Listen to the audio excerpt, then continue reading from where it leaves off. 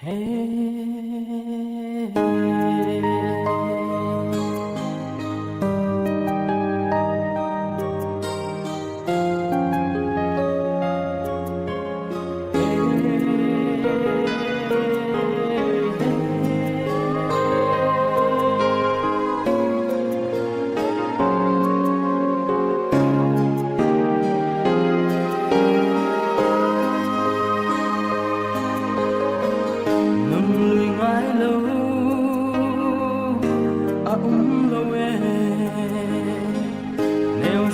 khăn khua mãi lâu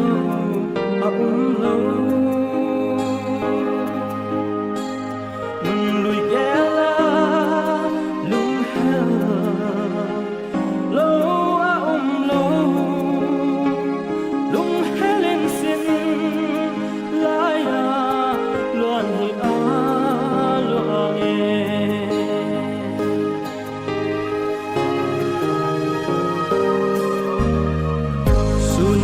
tumin mùi hoa hình gì lại lắng nghe xem nào bằng người lại dàn của gió in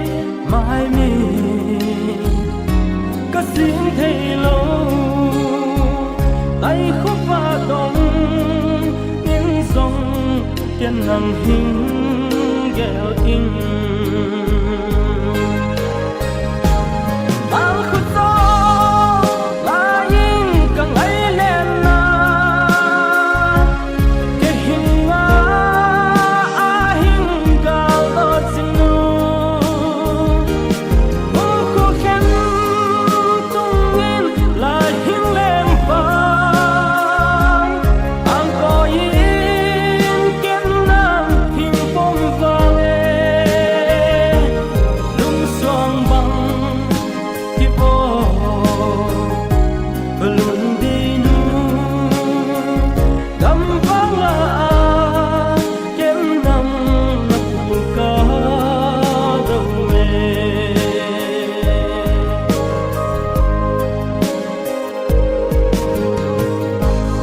chẳng khăn